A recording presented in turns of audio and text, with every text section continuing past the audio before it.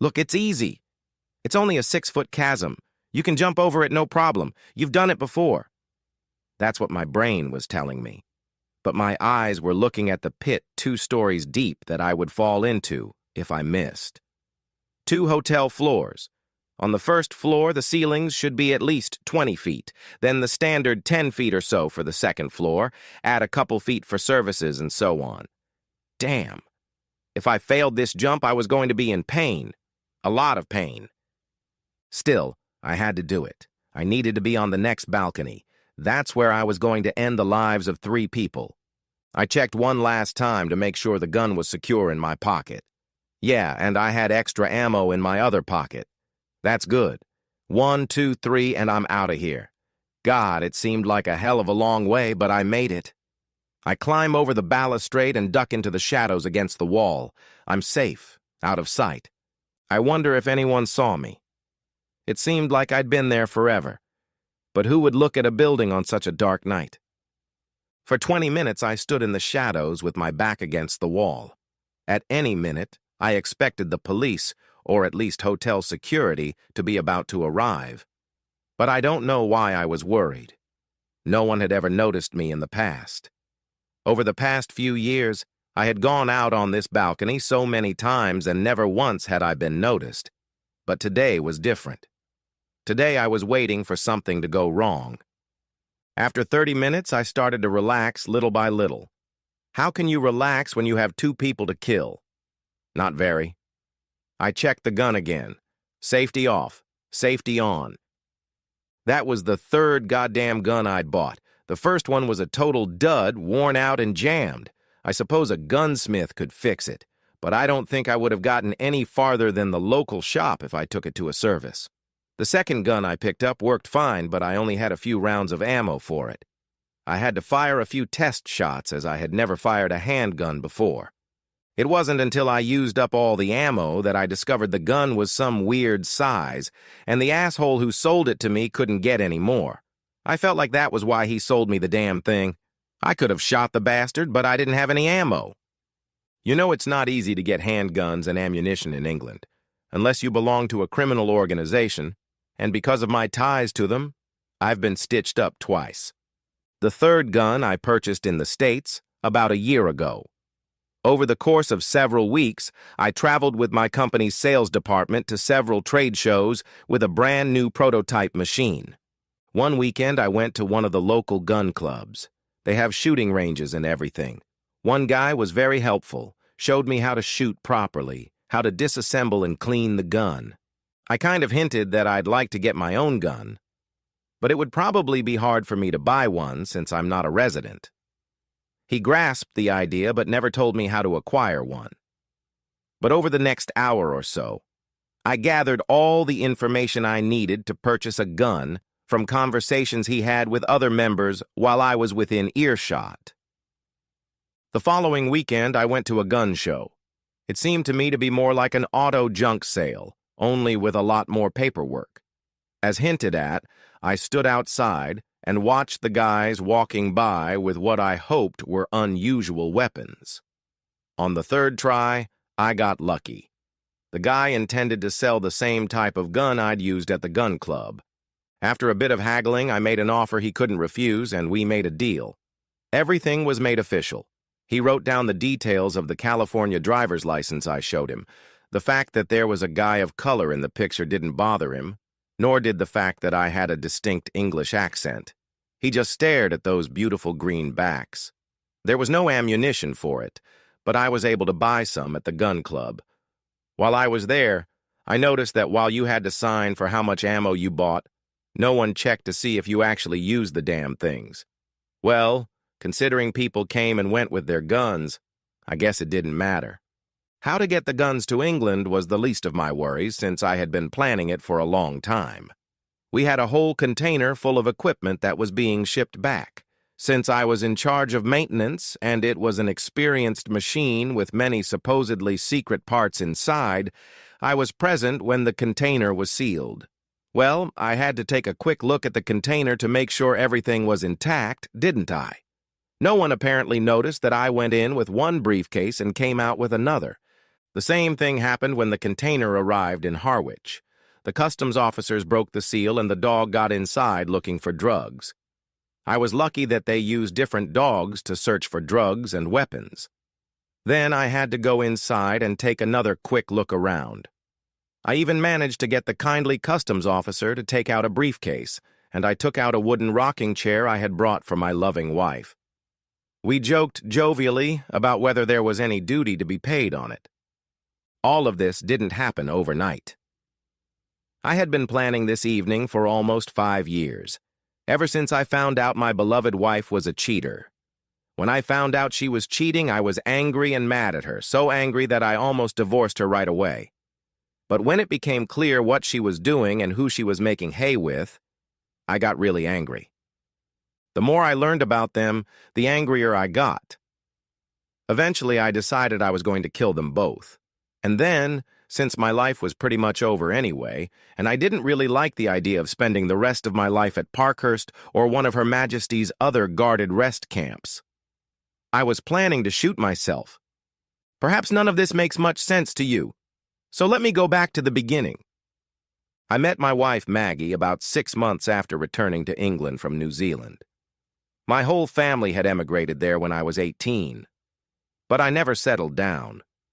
The New Zealand experience was not a good one for me. Well, the whole family did at first, but the rest of the family seemed to settle down over time.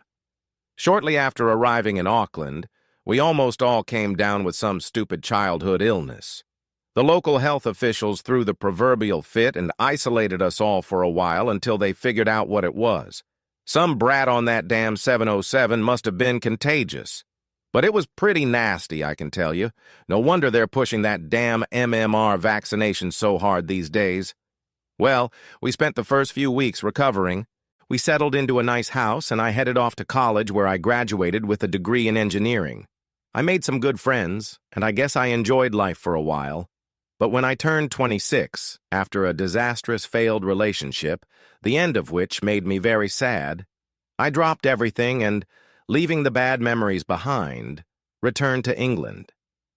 I met Margaret when she was working in the sales office at Punchell, where I got a job on the service team. I worked away with the service and repair team. We worked closely with the salesmen, installing the computer-controlled sheet-fed machines they sold and keeping them in perfect order. Soon, Margaret and I were the talk of the town throughout the company. All the sales guys had been pushing for her for years and had gotten nowhere. I showed up, and within a couple weeks, Maggie and I were one and the same. I'm not too bad-looking, but I'm not too damn good-looking either. But Margaret was something else entirely, completely out of this world. Why the hell she even got involved with me, I could never figure out. We lived together for about 8 months, and then we got married. My mother, father, brother Bob, and his wife Jane came to the wedding, but both my sisters were busy with their children. That's what they said, but really I think it was all about the cost of the flight. Neither of their husbands made that good of a salary. But it didn't matter because the following spring Maggie and I went to Oakland for 4 weeks, and she got to know everyone. Things were going well for Maggie and me. We bought a house in a suburb of London. A 4-bedroom house, that is, with 3 bedrooms and a big closet. I could never understand how they could call those tiny rooms bedrooms. But over the years, it has become a lovely little study for me. Maggie and I had been married for about 2 years when my brother separated from Jane and also returned to England. Robert is a year older than me, but frankly, we looked like twins. When the family emigrated, Jane, his then fiancée, dated us, and they were married in Auckland shortly after we arrived. But word had reached me from the rest of the family that the Roses were not doing well in the garden. He stayed with us for a few weeks and then got his own apartment in the city.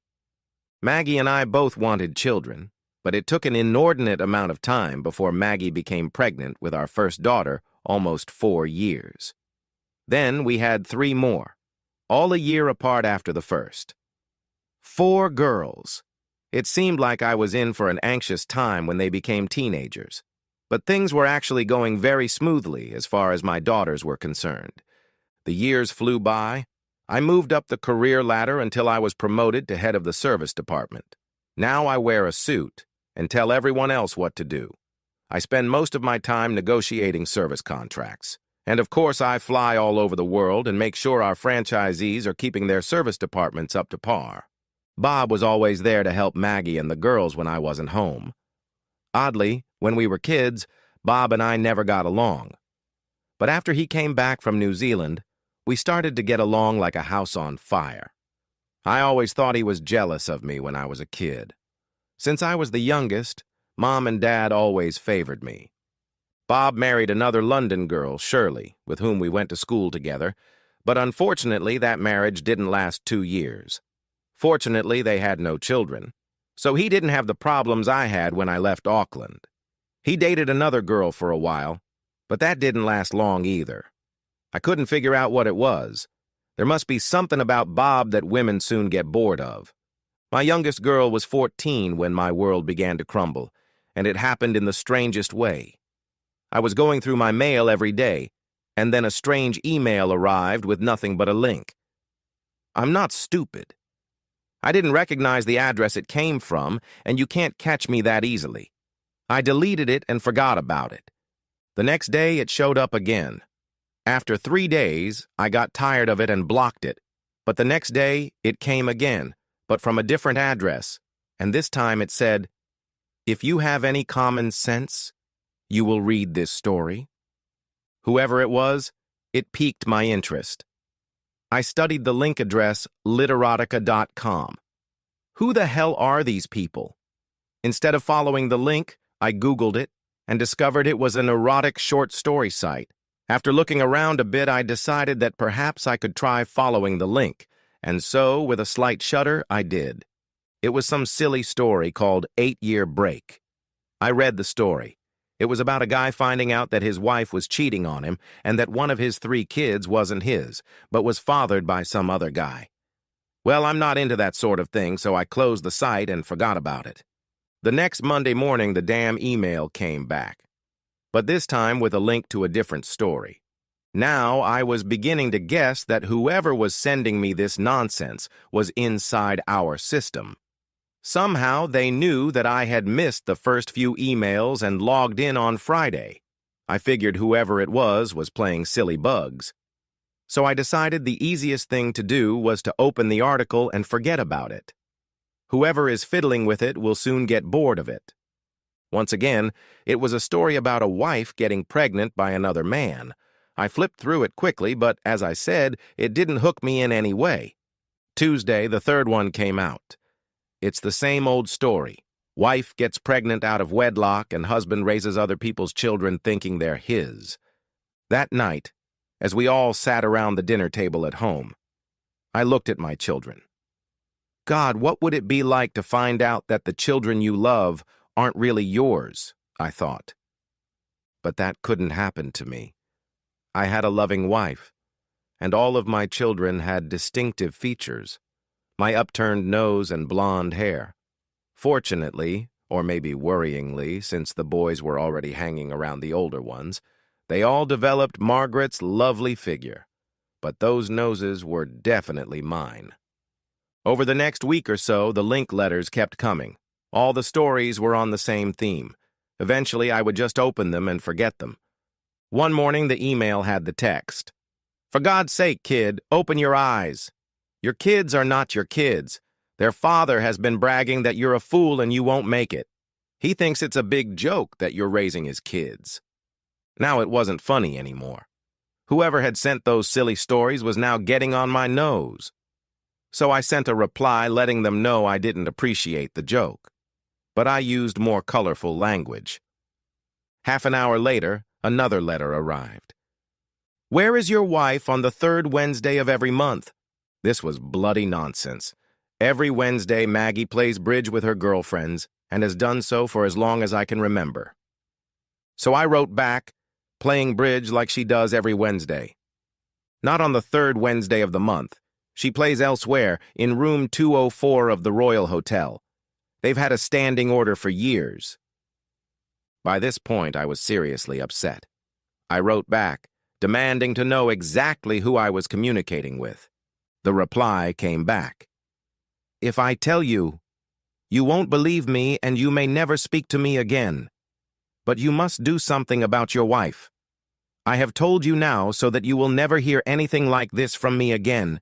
But please don't let them make a fool of you anymore. We will be here when you need us. Trust me."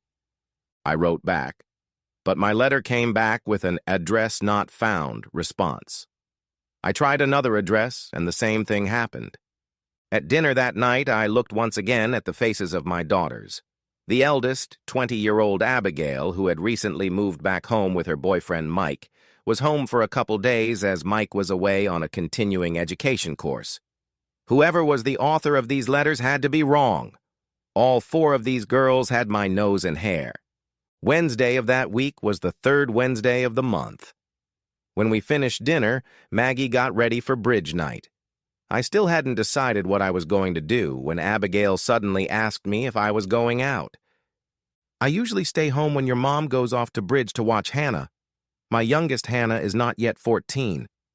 I know she won't do anything stupid, but she is legally too young to be left alone. I'll stay with Hannah if you want. You go and play darts or something." God, that was weird. I remembered all the arguments when Maggie and I had asked Abigail to look after younger siblings in the past. Then I realized Abigail wasn't stupid. In a couple years, she'll be looking for a nanny herself. And who are the cheapest babysitters around? Mom and Dad, of course. "Thanks, Abby. I'll take you up on your offer. And by the way, I hope you and Mike are planning on tying the knot in marriage before you need my reciprocity." "Next spring, if all goes well, Dad. I'm having a hard time convincing Mike to wait that long. He can't wait until it's official. He thinks I'm going to run away from him or something. But I think you have to be sure you can trust the man you're marrying, don't you?" A witty remark, but a strange one for my daughter to make. I told her she was being reasonable and went to change. Of course, I wasn't going to the pub. I was going to check where Maggie was going.